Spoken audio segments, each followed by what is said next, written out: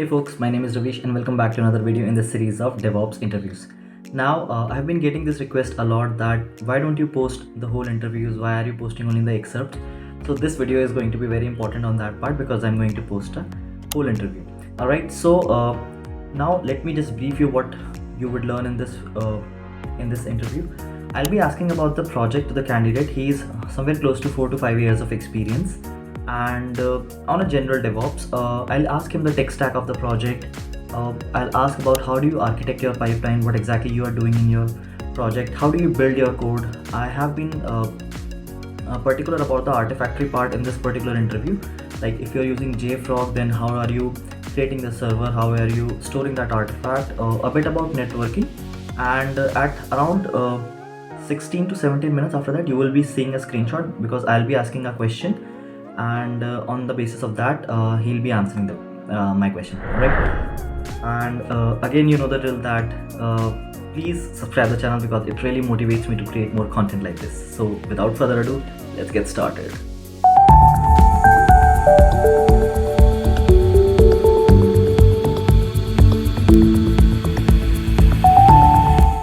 Let's start with the very basics, okay? Can you please explain me your project? Yeah. My project is a banking kind of application, and I've handled two projects in my career. One is a banking kind of application, and it is and another application is a food delivery. I mean to say, food quality maintenance project. In one project I've worked on during that time when I involved in that first project. That application was used to run directly on EC2, and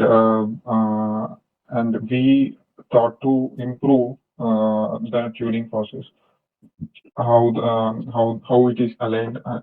We wanted to improve the security perspective and orchestration management perspective of that application. It used to run in the background of Nginx as a web server, and we used a certboard to manage our certificates.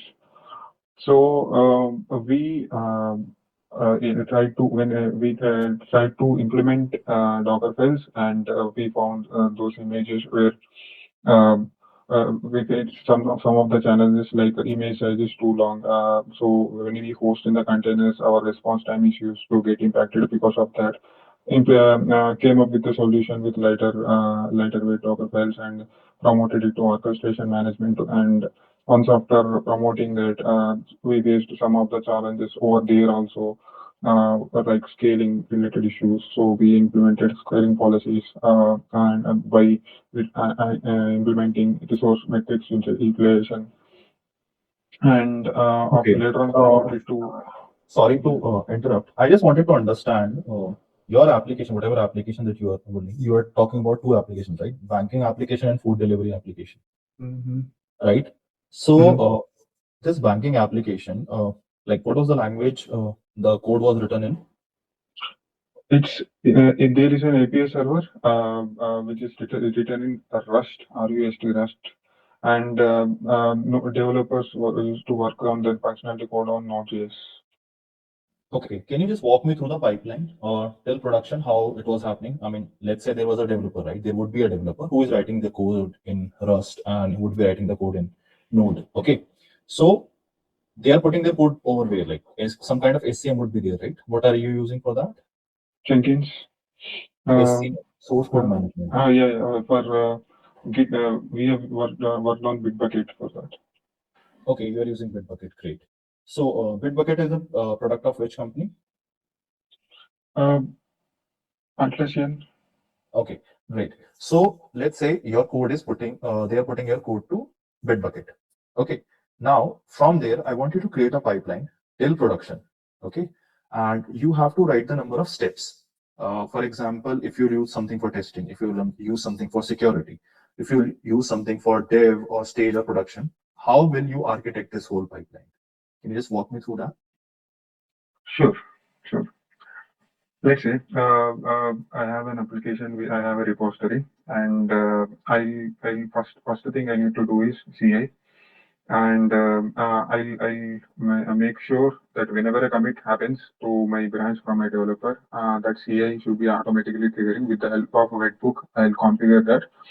So whenever the CI job triggers, I'll make sure that it is getting the pull, and the company, when the build process is happening, with the help of Docker file, I'll make sure that the build is happening using any build tool. Um, and after that, I'll integrate Sonar and Veracode in order to check the code quality and code vulnerabilities of One my. second. One second. Before we move to sonarqube, how are you building the code? What are the tools and technologies you are using to build the code?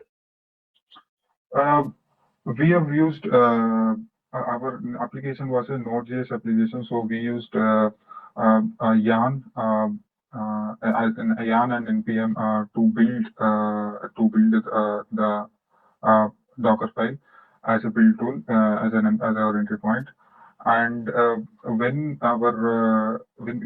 we build the tool, it used to give a appropriate artifact of that.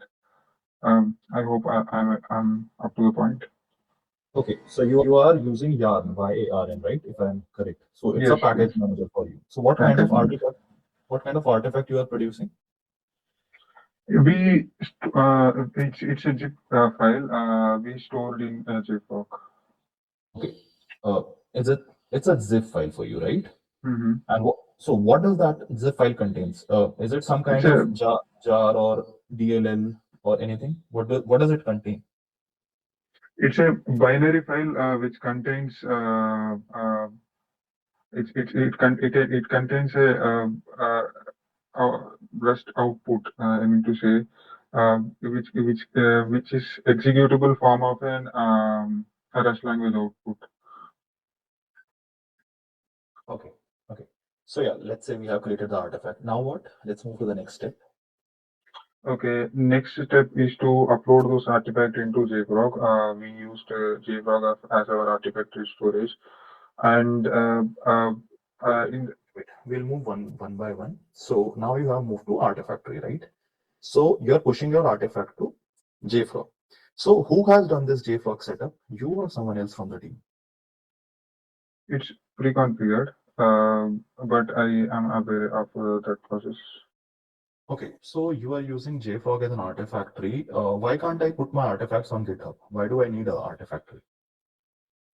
Because you can it is a continuous process, right?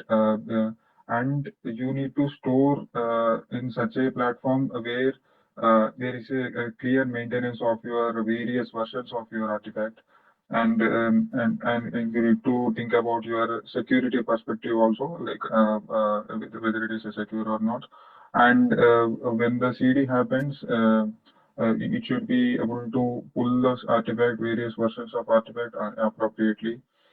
So it has flexibility to maintain various versions of your artifact. So there are some advantages. These are some advantages of your artifact storage. You can use uh, JFrog and as well as any S3 and also to store your artifact. Uh, but yeah, maintenance is important, and security is also important. Okay, okay. So this Artifactory is in some other server, or like where is it situated? Where have you installed it? Yeah, it's in JFrog server, but we are storing in JFrog server only. Okay, so where is it? Is it an on-prem or on AWS or any kind of public cloud? It's on AWS, yeah, Okay, so is it a Linux machine or a Windows machine? Linux. Linux machine. Okay, so what is the port number that it Artifactory runs on?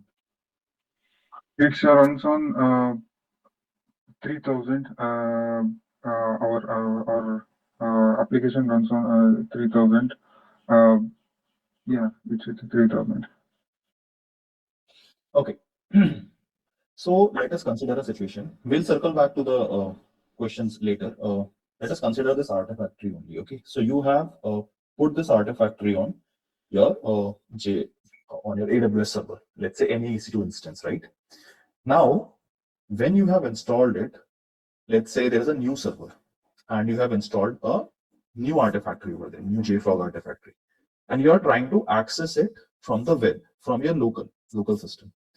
It is not able to access, provided that it is up and running. Your artifactory is up and running. You are not able to access that. What is wrong over here? Okay. If you don't mind, can you please come again? Okay, I'll repeat the question. Consider a new machine. Mhm. Okay, consider a new EC2 instance. Now, in that EC2 instance, someone has installed JFrog artifactory. Okay, now JFrog artifactory is up and running. When you are going inside that machine, you're opening the browser, you are able to access that. Okay, but when you are trying to access that JFrog artifactory from your local system or from any other system, you are not able to access it. Why? What is wrong over here? Okay. Because it is hosted on your where you have set up that JFrog as a maintenance server. There you are maintaining that, but remaining servers doesn't know doesn't know where it is running and hosted, right? So it doesn't have permission to access that website itself. So since it is running in your local machine, first wherever you have installed, since you are running over there, if you want to make it available to other users also, you need to host it. So you need to publish your domain name for it and make it available so that you can access anyone can access within the organization. Anyone can access by visiting to that host name. You need to configure your host name setup for DNS host name for that. Yeah, remaining servers is not able to. Okay. Let me break this down. I think you're getting confused. So let's say there is an IP address. Okay. Let's say 64.64.64.64. Okay. And on port 80881, which is the by default port for JFrog artifactory, ideally you should be able to access. You are accessing from your local computer, your computer through which you are talking to me. Okay. You're not able to access. I'm asking why it is not accessible. And if it is not accessible, what you can do to make it accessible. Did you get my question? I got it. Like you have an IP address and you are able to access from by posting that IP address to port by exposing that IP address to port number 8080. That you are able to access that from. But when you access, when you try to access the same from another system or another local server, you are not reachable to that. You are expecting the reason why for that. Yes. Okay. Yeah, because it is not getting routed. It is your internal network, and moreover, it is not it is hosted on your private network, and it is not reachable to other users because it is not available as a public server. It's your local host, right? Can you see my screen? Yes. Okay. I'll explain you the question here itself. See, this is an EC2 instance. Okay. So this is an EC2 instance. Okay. You have your JFrog over here. Okay. This EC2 instance has an IP of, let's say, 64.64.64.64.64. Okay. Now this is you at your local system. Okay. Now you open a browser over here and you're trying to access it by typing the IP address 64.64.64:8081. Okay. The site says it is not accessible. That is my Yes. question. Why? Yes. Why are you not able to access? Because that 64 which you are telling is JFrog server's local host IP address, and when you try to reach other servers local host IP address, it will be not reachable.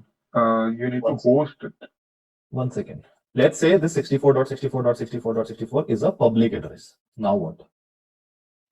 Public AWS. It's a public AWS server. Public IP. Yeah, it's a public IP. It's a public IP, but still, it's running on that local server only.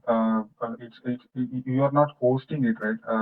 If you want to publish your service as a public server, you need to host that service uh, in a secured way. But it's not exposing getting exposed for outside. Since it is running on that particular platform only. Okay. And how do you expose it? If you are saying that is the way, how do you expose it? First thing, you need to expose that IP address to appropriate target where you are mapping your DNS.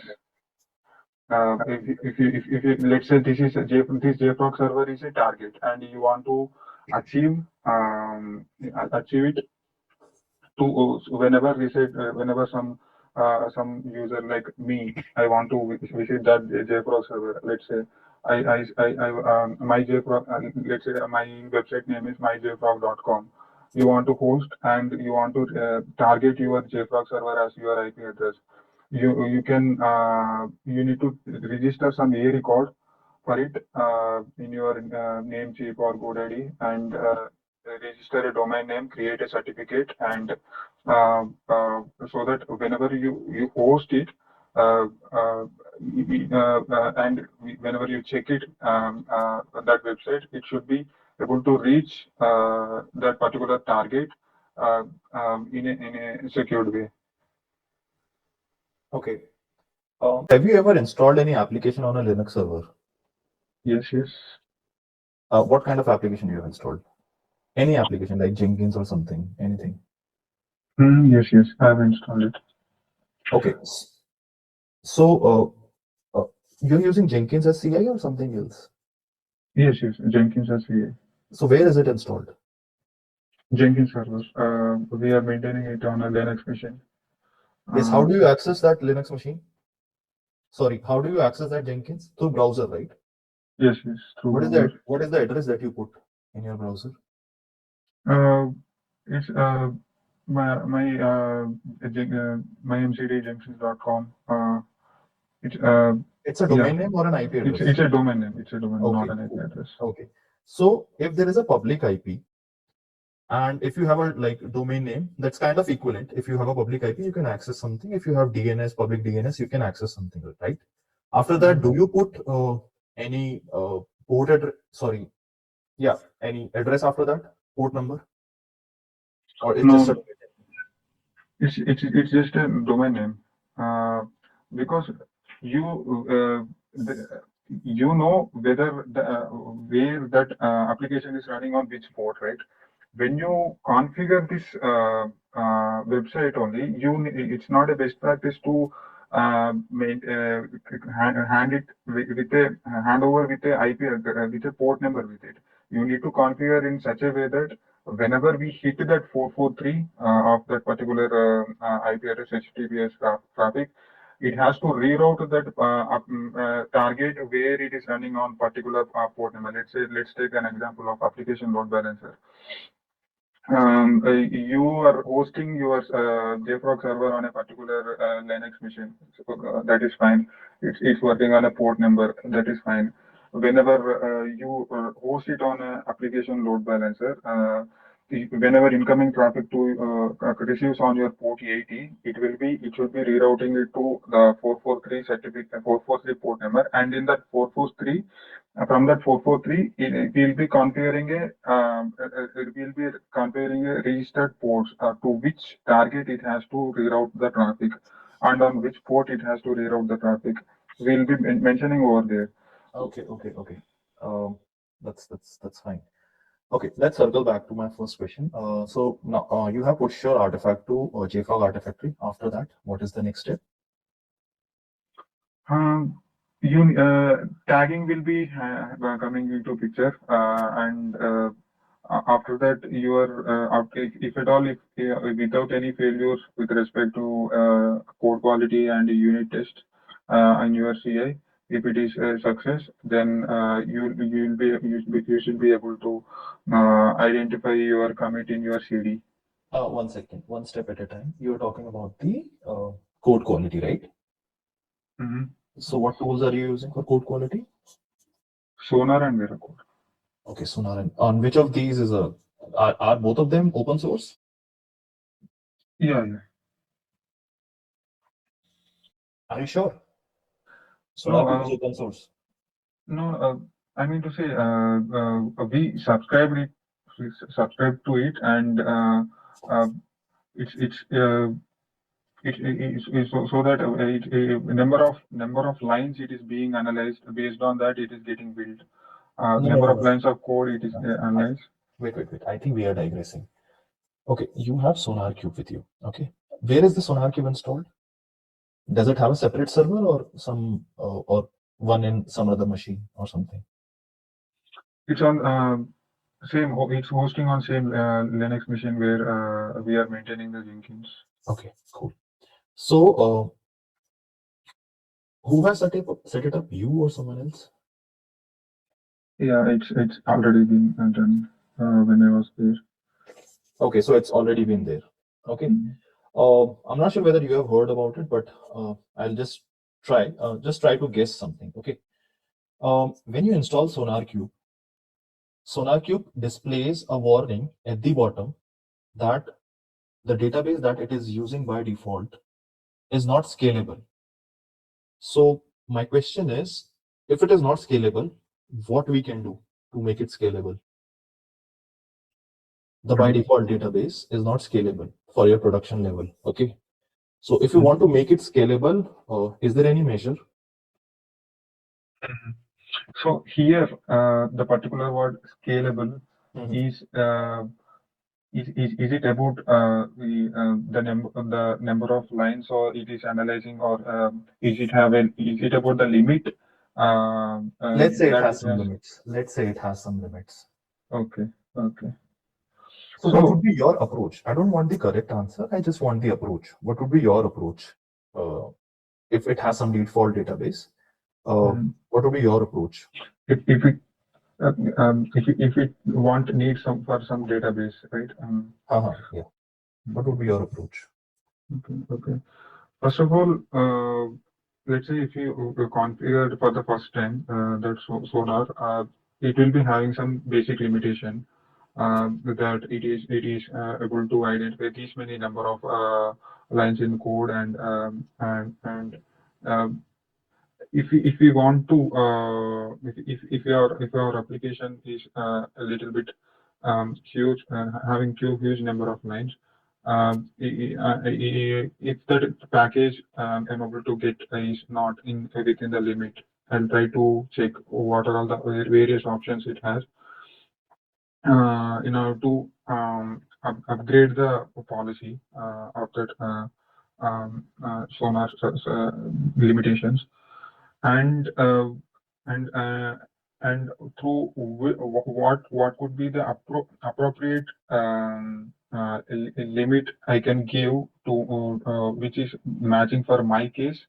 I'll search various options available from Sonar which it provides.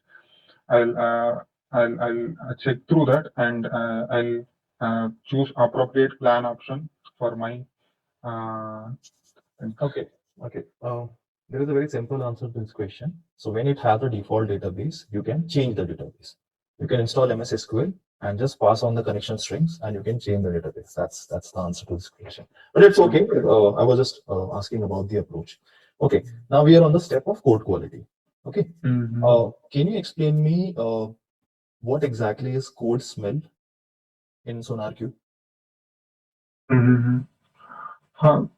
It's about the bugs which is getting identified. I mean to say, if there is any warnings or or any errors being notified, it intimates via code.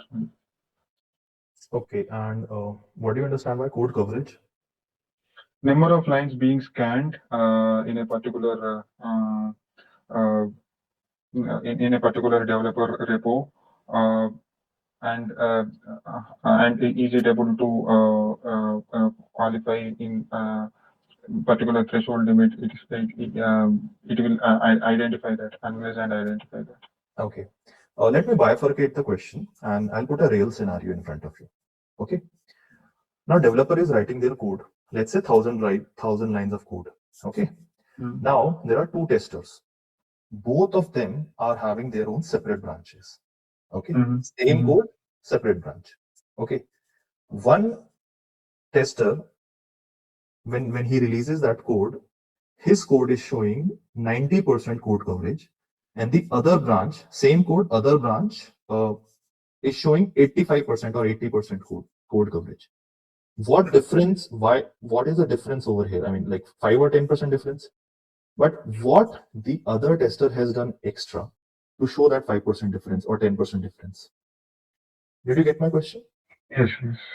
So tester has done something, but what is happening? So the second person, while giving his commit, he might have skipped some lines. Okay. And he skipped some lines of code and he made his changes and he pushed it. But because of that reason, it impacted the number of code coverage lines in Sonar, and performance is we can also observe some performance on lines of code getting changed also. Whereas in first case, he didn't miss anything with respect to previous lines of code, but instead, along with that, he added some lines of code, his own work, and he made the changes and he has given.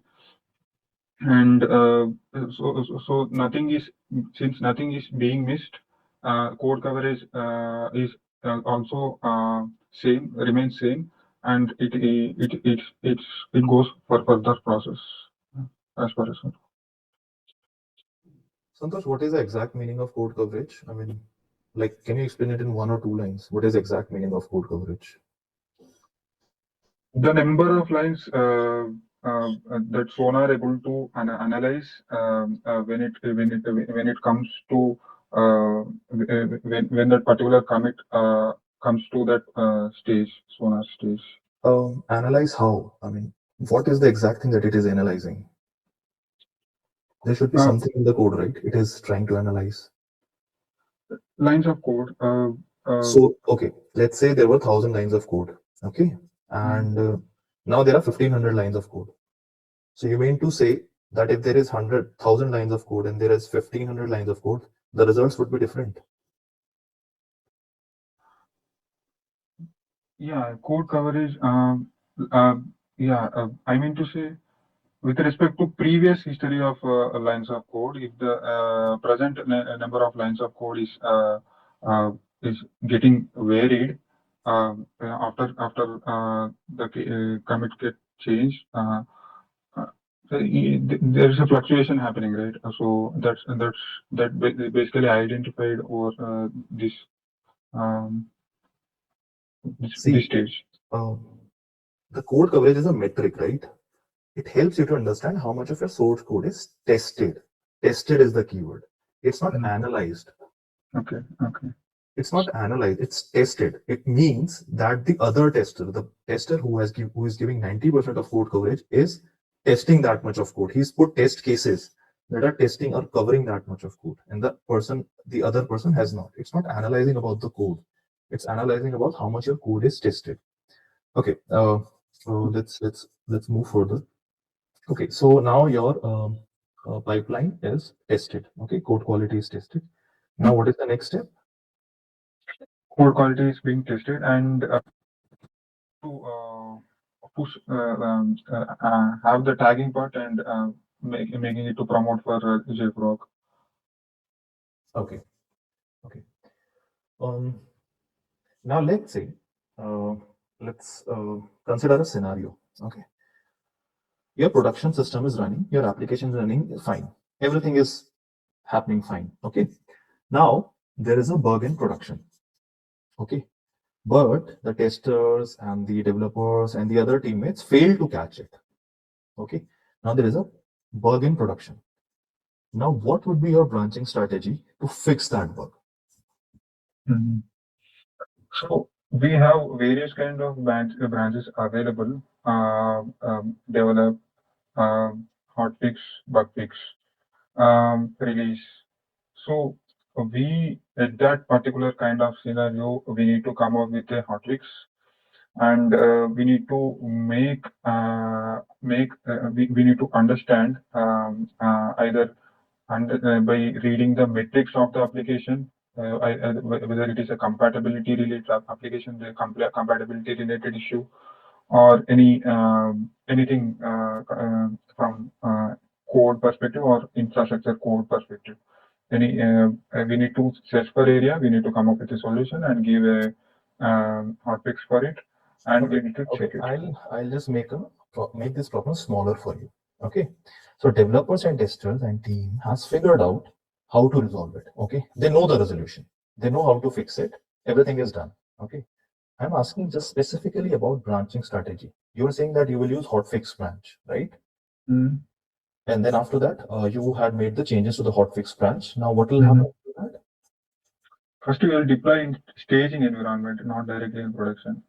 And you'll be checking the performance of it, whether open tests and application performance were able to achieve that failure or not. Okay, so now when I asked the question, I said that the bug is in production. If that similar bug would have been in staging, it would have been figured out like previously, right, in the previous step. But it wasn't there, so everyone missed it. Now this bug is in production. Now what is the branching strategy? What you are doing is you are creating a hotfix and you're putting it into a staging branch or something, right? Yes. Which is not an ideal way. It should go to dev first, then stage, then prod. But let's say if you are going dev, stage, and prod. Okay, this error is particularly restricted to it's only happening in prod, not in stage. Not in stage. Otherwise, it would have been figured out in the previous step, right? So what would be your branching strategy? It's okay. It's the same, but we used any deployment strategy for it directly. Directly, we won't be deploying it. Right? Here, our deployment strategy is canary. So before replacing the primary version of our application with this newer hotfix, I'll use the same hotfix branch, but I'll promote it to my canary. It is the same blue-green deployment.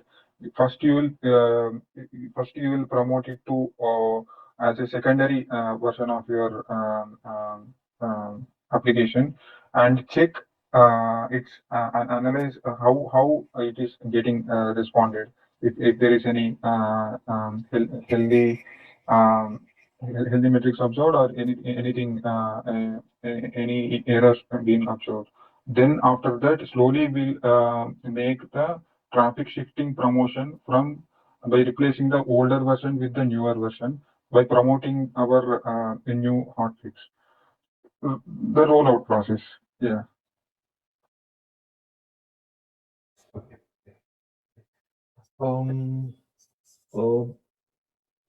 How good are you in any public cloud? You used AWS or anything else? So mostly familiar with AWS. Okay. Azure and Great. What are the services that you have worked on in AWS? Okay, I worked on EC2, S3, and load balancers, and Route 53, and IAMs, and CloudWatch. Okay. Yeah. Let's talk about IAM. What is an instance profile? instance profile is something what kind of role it's being configured with.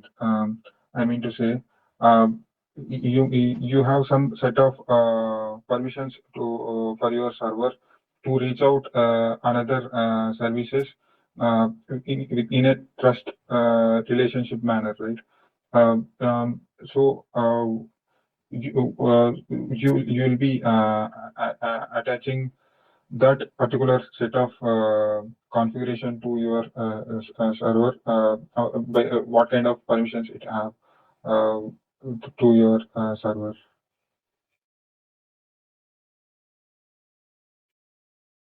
So when you're talking about the permissions, there is a concept of rules and concept of policies, right? So what's the difference between IAM rule and IAM policy? Role is something is how many persons you have in your organization. If you want that person to have a set of access permissions, you can configure a role for it and assign, and the same thing applies to any services also. You want to create a role for that particular service so that it is able to access remaining services, and while accessing that service, on what policy basis it is getting access, the remaining services, that is being maintained via policy. So that's what it is. Policy basically instructs kind of permissions it has to reach out remaining services. Okay. Have you worked on Docker or Kubernetes or both? Yes, both. Okay. So what is the underlying problem that Docker was trying to resolve or has resolved? Yeah, actually, there's something when it comes to orchestration management, there are some